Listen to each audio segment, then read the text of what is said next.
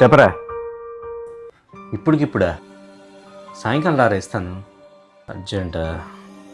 సరే ఓ పని చేయి, నువ్వు సాయంకాలం రా. నేను ఇప్పుడు నా అకౌంట్లో 50,000 ఉన్నాయి, నీకు ట్రాన్స్ఫర్ చేస్తాను. సాయంకాలం వస్తే మిగతా అమౌంట్ ఇస్తాను. తీరా, నీకు అవసరమే కదా అడిగి ఉంటావు, పర్వాలేదులే. ఫోన్ ఎవరు చేశారు? అదే మా రాజేష్ ఉన్నాడు కదా, వాడు చేసిండు. మిర్చి మంచి ఘాట్లో ఉందే. ఏం లాభం, మీకు కోపం రావట్లేదు కదా. ఏమైంది? ఏమైందని అంటారేటండి? కింద సంవత్సరం మన పరిస్థితి బాగాలేనప్పుడు ఈ ఫ్రెండ్నే మీరు అడిగారండి. ఏం చేశాడండి అప్పుడు? డబ్బులు తన దగ్గరున్నా మీకు ఇస్తానని చెప్పి అతని చుట్టూ మిమ్మల్ని తిప్పించుకున్నాడు. పోనీ ఇచ్చాడా? ఈ రోజున తన అవసరం, ఆ రోజున మీ అవసరం, రెండూ ఒకటే కదండి. చూడిందు, ఇందా నువ్వు మాట అన్నావు కదా, ఇప్పుడు తన అవసరం అప్పుడు నా అవసరం రెండో ఒకటే కదా. మరి తను చేసిన తప్పే నేను చేస్తే ఇంకా స్నేహంలో అర్థమే ఉంది ఇందు. ఈరోజు సాయం చేసే పరిస్థితిలో భగవంతుడు నన్ను ఉంచాడు.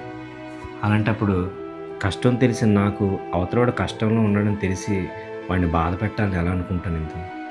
వీలైతే సాయం చేస్తాను కానీ మీ అంత జాలి మనసు నాకు లేదండి. ఆ రోజు మీరు పడిన బాధ ఇప్పటికీ నా మనసులో అలానే ఉండిపోయింది. ఎవరైనా సరేనండి, సాయం చేయకపోయినా పర్వాలేదు, కానీ సాయం చేస్తానని చెప్పి ఆశ పెట్టడం చాలా పెద్ద తప్పండి. స్నేహానికి అసలైన నిర్వచనం సహాయం చేయడం కాదు, మోసం చేయకుండా ఉండటం.